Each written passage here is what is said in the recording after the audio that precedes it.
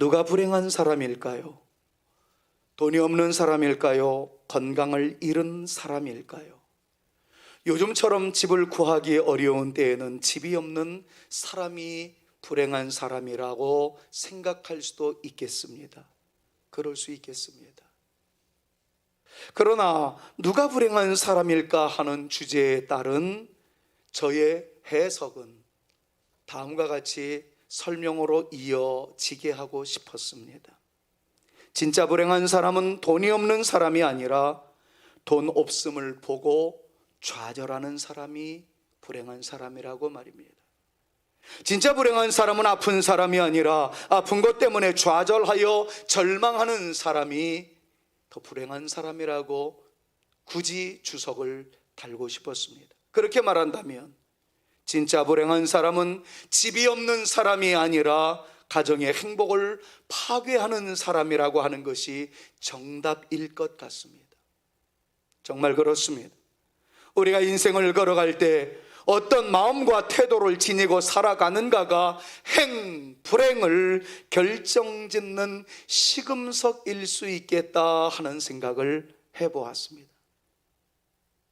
지난 주간 한 예를 들 수 있을 그런 한 사건이 있었습니다.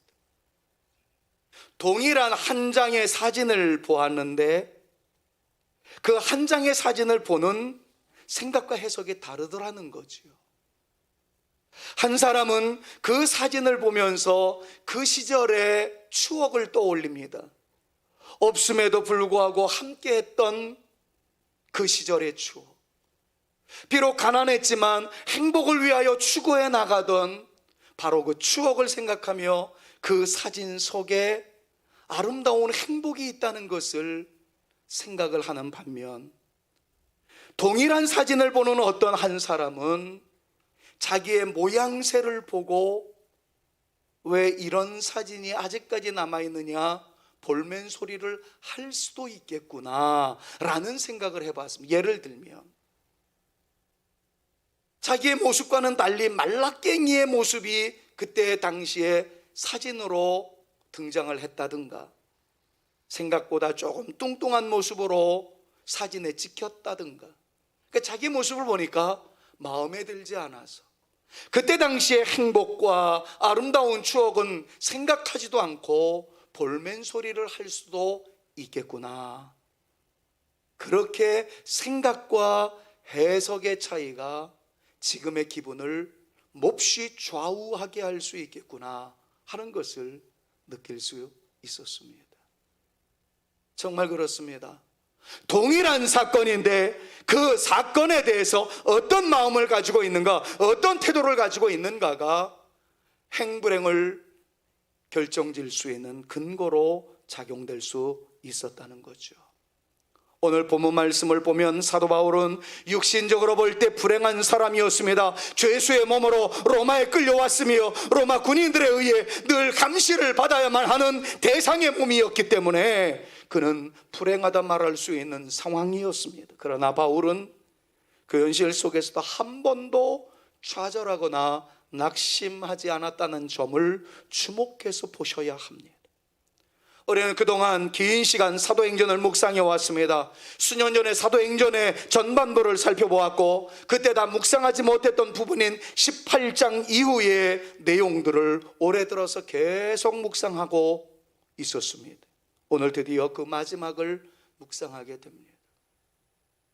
이제 포로로 로마의 수용소에서 인생의 마지막을 보내는 사도 바울의 삶의 모습은 어떠했는지를 잠시 정리해 보면서 사도행전의 대단원의 막을 내리고자 합니다. 바울, 그 사람은 인생의 말년에 어떤 사고와 어떤 해석과 어떤 사관을 가지고 그의 인생을 마무리했을까요? 그에 대한 저의 해석은 첫 번째로 갇혔으나 갇혀있지 않은 사람이었다는 평을 내리게 하였습니다. 다시 말하면 자기의 가장 열악한 상황을 가장 좋은 기회로 만든 사람이었다라고 정리할 수 있겠다는 것입니다.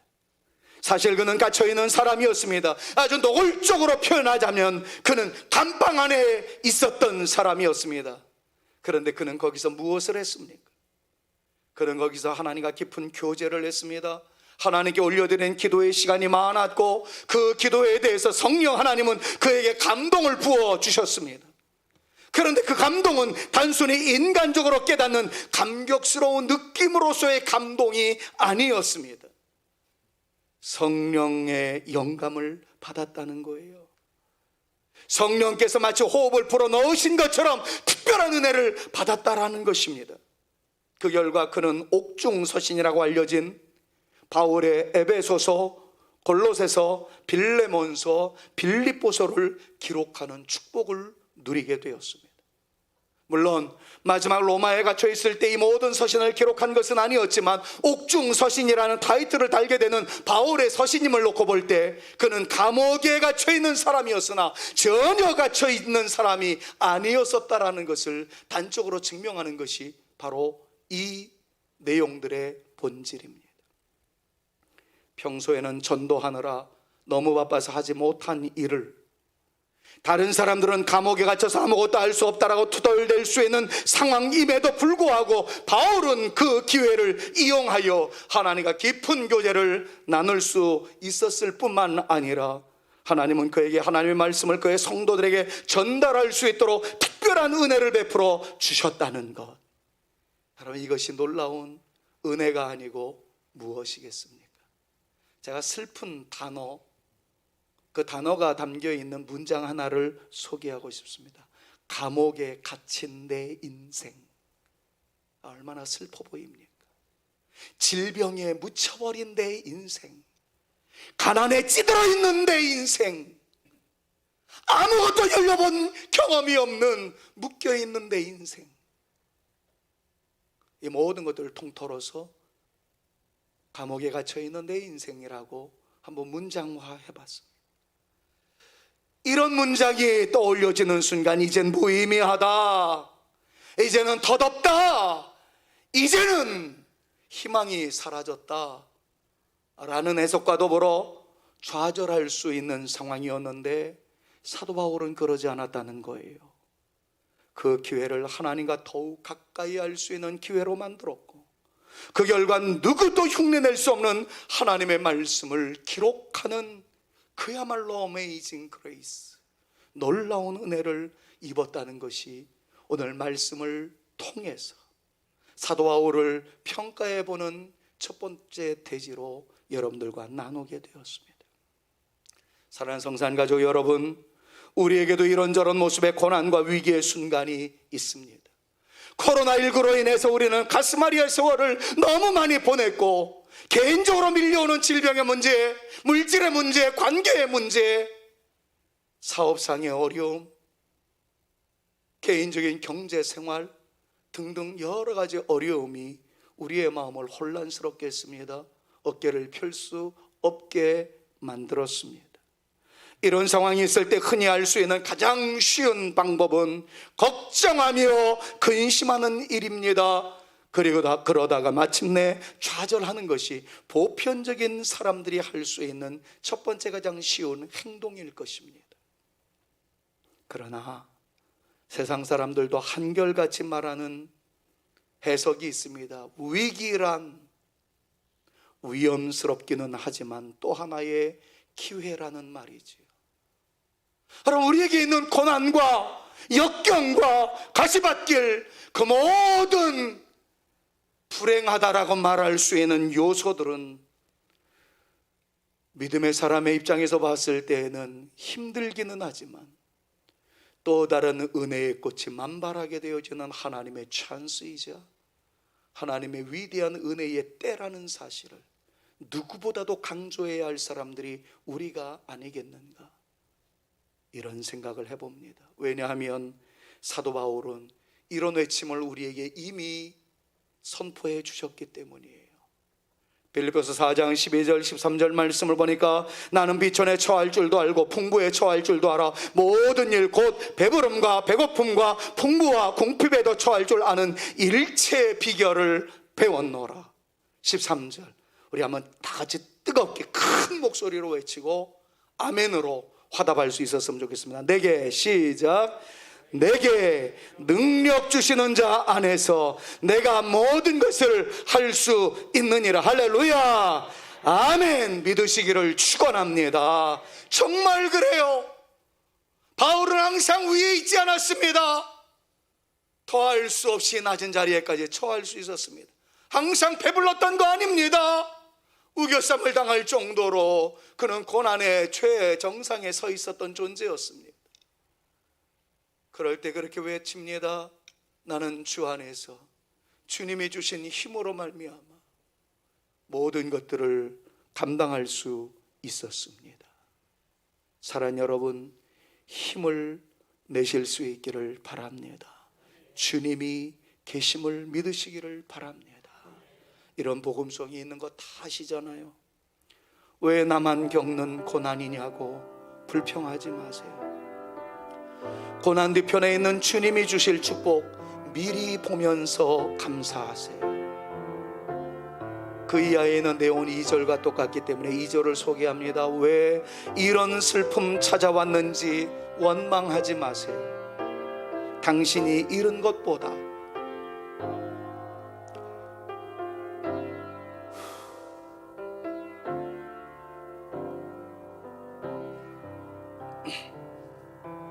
주님께 받은 은혜,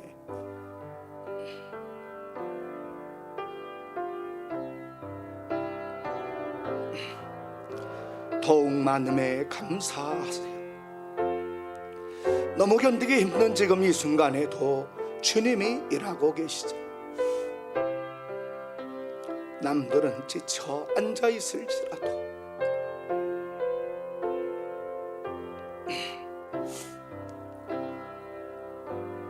우리 성산교회 성도들만큼만은 일어나세요. 힘을 내세요. 힘을 내세요. 주님이 손잡고 계시잖아요. 주님이 나와 함께 하심을 믿는다면 어떤 고난도 견딜 수 있잖아요. 그렇습니다. 이 노래를 접할 때마다 왜 이렇게 눈물이 나는지, 어쩌면 우리가 걸어가는 길목이 항상 좋은 것만은 아니기 때문에 그럴 것 같습니다. 그러나 정말 주님이 함께 하신다는 것을 기억하면서 부디 좀 일어날 수 있는, 용기를 낼 수 있는 저와 여러분들 모두가 될 수 있기를 바랍니다. 이게 굉장히 높아요. 그리고 우리 교회는 한상국 집사가 있지 않아요? 높은 곡을 잘 불러주실 줄로 믿고 힘을 내세요. 힘을 내세요. 힘을 내세요. 주님이 손잡고 계시잖아요. 주님이 나와 함께함을 믿는다면 어떤 역경도 이길 수 있잖아. 한 번 더 하며 힘을 내세요.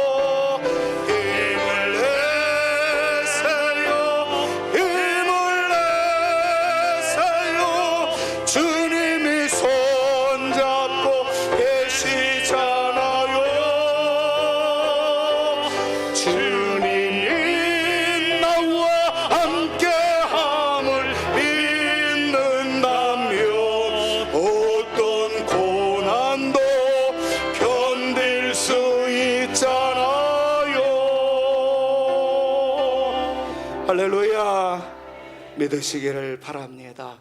그리고 이 고난의 언덕, 코로나의 시절 너끈히 통과해 나갈 수 있는 저와 여러분들 모두가 되어질 수 있기를 주님의 이름으로 축원합니다. 두 번째로 여전히 유대인들에게 전도하는 바울의 열정을 우리가 말씀을 통해서 보게 됩니다. 17절 말씀을 한번 보십시오. 17절 말씀 같이 한번 크게 읽습니다. 사울 후에 바울이 유대인 중 높은 사람들을 청하여 그들이 모인 후에 이르되 여러분 형제들아, 내가 이스라엘 백성이나 우리 조상의 관습을 배척한 일이 없는데 예루살렘에서 로마인의 손에 죄수로 내준 바 되었으니. 바울은 유대인들에게 복음을 전했다가 유대인들의 모함 때문에 갇히게 되었던 것을 우리 너무나도 잘 배워왔습니다. 다 알고 있습니다. 유대인들의 음모, 모함, 밖에 모진 핍박 등등 헤아릴 수 없는 고난을 바울에게 안겼던 존재들이 바로 유대인들이었습니다. 그렇다면 정서적으로 볼 때 유대인들은 꼴도 보기 싫을 것 아니겠습니까? 나를 힘들게 만들었던 그놈 꼴 보기 싫지 않겠어요? 그런데 여러분들 빨간 글씨로 되어 있는 내용만 한번 보세요. 나에게 고난을 안겨주었던, 나로 하여금 심장 뛰게 만들었던, 나로 하여금 눈물을 흘리게 만들었던 그 원수 같은 유대인 그놈들을 향해서 말합니다. 유대인 중 높은 사람들을 청하여 말하기를 여러분 형제들아. 왼수 같은 놈아, 나쁜 놈의 새끼야, 이게 아니고 내 형제들아. 저는 제 개인적으로 일본 사람에게 당한 것도 하나도 없습니다. 오히려 일본 제품 중에 워커맨이라는 카세트 플레이어 그거 하나 얻기 위해서 그렇게 부러워했었던, 중고등부 시절 때는 하나도 얻지 못해서 그냥 고심하다가 대학생 돼서야 겨우 하나 얻어가지고 좋더라고. 저는 개인적으로 일본 사람들에게 당했던 눈물의 세월이 없습니다. 그러나 이런 사람의 입에서도 일본 사람들이라는 단어가 나오지 않고 죄송합니다, 일본 놈이라는 그런 단어가 나오는 것은 한국인의 정서가 아닐까 싶습니다. 올림픽 게임에서 우리나라가 다른 나라한테 치는 거는 괜찮아요. 까지가 질 수 있죠. 근데 일본 놈들한테 치면 우라가 터집니다. 화가 납니다. 이것이 일반 사람들의 정서가 아니겠습니까? 그런데 바울은 달랐다는 거죠. 자기를 음모하고 모함하고 박해했었던 그 사람을 향해서 내 형제들이요, 내 형제들이요. 이 모습을 보면서 바울의 그 순수한 사랑을 담게 하옵소서, 이 기도밖에는 안 나옵니다. 총회를 하면서 팩트에 근거하지 아니한 엄청난 음모와 모함을 많이 듣게 되는데, 그렇게 말하는 사람들 보면 정말 보기도 싫어요. 욕해주고 싶어요. 그런 목사가 어찌 설교할 수 있겠습니까? 그래서 이렇게 바꿀게요. 저도 실패할 때가 많고 넘어질 때가 많고 왼수 같은 그놈의 새끼들 욕하고 싶지만, 그러나 예수님처럼 바울처럼 살 수는 없을까? 누군가가 노래했던 것을 다시 한번 떠올려가면서 우리도 그렇게 살았으면 좋겠다 하는 내용을 마지막으로 이렇게 여러분들과 함께 나누게 됩니다. 낮에처럼 밤의 달처럼이라고 시작되는 그 노래의 2절에 이르지 않아요? 예수님처럼 바울처럼 그렇게 살 순 없을까? 남을 위하여 당신들의 온몸을 온전히 버리셨던 것처럼 주의 사랑은 베푸는 사랑, 값없이 거저 주는 사랑. 그러나 나는 주는 것보다 받는 것 더욱 좋아하니 나의 입술은 주님 닮은 듯하나 내 맘은 아직도 추하여 받을 사랑만 계수하고 있으니 예수님 나를 도와주옵소서. 시간이 흐를 듯하여 부르지는 않겠습니다마는 여러분, 우리의 마음속에 이런 다짐이 있었으면 좋겠어요. 주님, 저도 예수님처럼 바울처럼 그렇게 살기를 원합니다. 말로는 주님을 닮은 듯하나 제 마음은 아직도 추하고 강팍하네요. 주님, 저를 도와주시옵소서. 오늘은 한번 이 훈련, 이 다짐을 해보는 건 어떨까요? 나를 힘들게 했던 그 사람을 향해서 왼수 같은 나쁜 놈이라고 하기보다는 솔직히 말해서 사랑한다고까지 표현하기는 어려워도 당신을 이해합니다, 당신도 하나님의 사람입니다 라고 좀 열어놓을 수 있는 이 모습만이라도 우리가 간직하면 어떨까 싶습니다. 바울은 자기를 때린 사람, 자기를 모함한 사람, 그 사람들을 향해서 형제들이여 라고 하였습니다. 마지막으로 사도행전을 놓고 보았을 때 사도행전은 끝이 밋밋합니다. 여기에는 누가의 의도가 있었다라고 감히 제가 해석을 해 봅니다. 그 해석의 마지막은 이런 거죠. 이제 사도 바울의 전도의 열정을 누가 이어야 할까요? 라는 질문으로 이어지게 한다는 것입니다. 자, 이 해석이 가능한 것은 여러분, 사도행전은 다른 성경과는 달리 끝이 밋밋합니다. 다른 성경은 마치 결론에 이르렀다는 암시가 다 나와 있습니다. 일테면 주 예수의 은혜와 평강이 너희에게 있을지어다 라든가 아멘 주 예수여 오시옵소서 라든가 결론의 부분을 담고 있는데 사도행전은 그렇지 않습니다. 확인해 보겠습니다. 마지막 절 30절에서 31절 마지막으로 한번 같이 읽습니다. 이제 끝입니다. 같이 한번 읽습니다.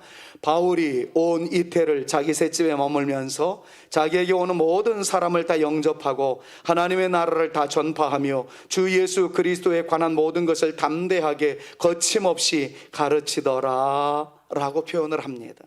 바울은 로마의 시민권자이었기에 황제의 신문을 받기까지는 가택연금을 당했습니다. 바울이 로마의 시민권자임이 드러나지 않았을 때 유대인들에게 끌려다녔을 때는 옥에 갇혔었습니다. 그런데 로마는 그래도 대단한 나라였었기 때문에 지금의 말로 이야기하자면 무주의 추정의 원칙에 있어서 황제의 선언이 있기까지는 죄인이 아니었습니다. 그래서 지금으로 얘기하자면 옥에 수감된 것이 아니라 가택연금을 당하게 되었다는 거죠. 그래서 29절 말씀을 보니까 바울이 이태를 자기 셋집에 머물면서, 이 말은 자기의 집에 가택연금을 당했다는 것이었습니다. 나름대로의 혜택이었죠. 30절 말씀을 보니까 가택연금을 당한 지 2년이 되었다는 것을 계속해서 우리에게 소개해 주고 있습니다. 자, 바로 그때 바울이 한 일은 복음을 전파하는 일이었습니다. 마침내 그는 사형 선고를 받아 목배임으로 그의 생애를 마감하게 됩니다. 그러나 그때까지 그는 그리스도의 복음을 전하는 일에 그의 전생에, 특별히 그의 마지막 인생을 불태웠습니다. 그런데 사도행전은 그의 죽음에 대해 설명하지 않습니다. 그냥 진행형으로 바울의 가르침을 소개하고 사도행전을 마감하고 있습니다. 사랑하는 성도 여러분, 사도행전은 그냥 진행형으로, 완료 시제를 쓰지 않고 진행형으로 복음이 전파되고 있다는 것을 강조하며 마무리되었습니다.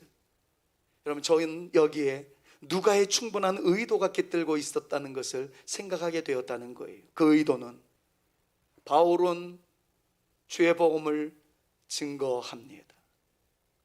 이제 바울 이후로는 누가 그 진행을 이루어 나가겠습니까? 이런 질문을 던지는 듯 누가의 마음을 이해할 수가 있을 것 같습니다. 그래서 그런지 누군가는 이렇게 고백했습니다. 하나님, 내가 그리고 우리 성산교회가 사도행전 후편의 역사를 기록하게 하옵소서. 아멘. 여러분, 이거는 그냥 제가 아멘을 유도하지 않아도 여러분들이 해주셔야 할 타이밍이에요. 다시 한번 하겠습니다. 하나님, 내가 그리고 우리 성산교회가 사도행전 후편의 역사를 기록하게 하옵소서. 아멘. 정말 그렇게 되어질 수 있기를 주님의 이름으로 축원합니다. 그렇습니다. 우리도 이 대열에 함께 있었으면 좋겠습니다. 코로나19의 현실 속에서도 우리의 신앙은 더욱더 뜨거워질 수 있기를 소망합니다. 우리 성산교회가, 우리 성산의 가족들이 이 행진에 함께 있으면 참 좋겠습니다. 우리 성산교회 다음 세대들이 우리 성산교회를 책임질 수 있는, 우리 성산교회 내일을 책임질 수 있는 거룩한 믿음의 용사들이 되었으면 좋겠습니다. 그래서 다음 세대들을 위해서 기도해 주심으로 우리 교회의 미래가 더욱더 풍성해져 가고 우리 교회를 통해서 하나님의 나라가 더욱더 확장되어져 가는 영광스러운 우리 교회가 되어질 수 있기를 다시 한번 우리 구주 예수 그리스도의 이름으로 축원합니다. 저는 이 말씀을 준비하면서 마무리 지을 때 계속해서 떠나지 않는 한 흑인 영가가 있었습니다. 물론 여러분들이 다 알고 계시는 거지. 그 흑인 영가는 이겁니다. 성자들이 행진할 때, 주님, 나도 그 성자들 옆에 설 수 있기를 원합니다. 정말 멋있는 거예요. 사도 바울은 멋진 인생의 길을 걸어갔습니다. 마지막 시점에 우리가 이렇게 노래를 할 수 있었으면 좋겠어요. 주님, 내가 사도 바울의 그 뒤를 이어서 교회를 위하여, 주의 나라를 위하여 쓰임받는 내 존재가 되어지기를 원하오니 나를 사용하여 주옵소서. 우리 교회를 사용하여 주옵소서. 우리 자녀 세대들을 사용하여 주옵시며 우리 다음 세대들을 사용하여 주옵소서. 한 주간 내내 이 찬송을, 이 영가를 계속 불렀어요. 목양실에 있을 때 왜 이 영가만 부르면 눈물이 나는지, 정말 신앙의 선배들이 아름다운 행진을 이어나갈 때에 저가 그 자리에 있을 터인즉 그 자리에 우리 장로님들이 같이 서 있고, 우리 권사님들이 같이 서 있고, 우리 안수 집사님들이, 우리 모든 성도들이 어우러지며 그 어른들이 서 있을 때 그 옆에 딸과 아들의 손이, 그리고 그 자녀들을 통한 손주들의 손들이 잡혀있는 그 영광스러운 모습을 꿈꾸면서 일주일 내내 이 영가를 부르며 꿈을 꾸었습니다. 하나님, 사도 바울 뒤에 제가 서 있기를 원합니다. 그 옆에 사랑하는 제 아내가, 그 옆에 사랑하는 제 딸이, 제 아들이, 그 아들과 딸의 자식들이 손을 붙잡고, 그 옆에는 우리 장로님들이 계시겠죠, 우리 권사님들이 계시겠죠, 우리 성도들이 계시겠죠. 그럼 이것들을 꿈꾸면서 주님, 성자들이 행진하는 그 대열에 내가 있기를 원합니다. Lord, I wanna be in the number. 나는 정말 그 자리에 있기를 원합니다. 보통 이 찬양을 해석할 때, 성자들이 행진할 때, 오 주여 나도 함께하도록 인도하여 주소서 그랬는데, 제가 이렇게 또 좀 바꿨어요. 성자들이 행진할 때, 오 주여 나도 함께하기를 간절히 원하옵나이다. 이런 마음을 가지고 이 찬양을 우리 한번 마지막으로 부르면서 다짐했으면 좋겠어요. Oh, when the saints go marching in, oh, when the saints go marching in, Lord, I wanna be in that number. When the saints go marching, 한 번 더 할까요? Oh, when the saints, oh, when the saints go marching in, oh, when the saints go marching in, Lord, I wanna be in that number. When the saints go marching, 성자들이 행진할 때, 성자들이 행진할 때, 성자들이 행진할 때, 오 주여 나도 함께 하기를 간절히 원하. 오 when the saints, 한 번만 더요. 오 when the saints go marching in, oh when the saints go marching in, oh Lord, I wanna be in that number. When the saints go marching in.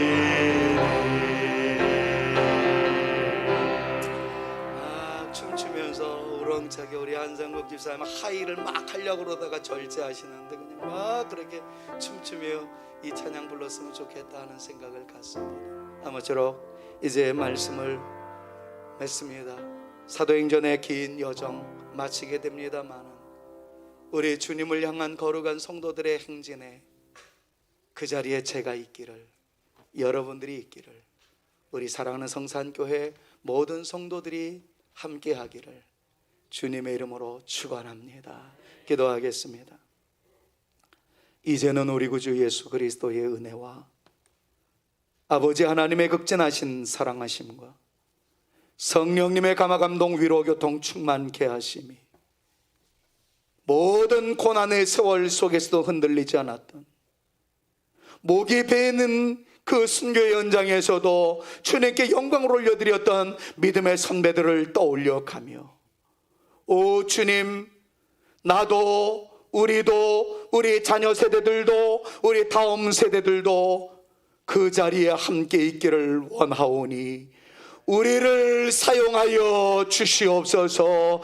간절하게 기도하며 돌아가는 주의 택한 자녀들 머리 위에와 저들의 가정 위에와 우리 성산교회 위에 이제로부터 영원토록 함께 있을지어다. 아멘.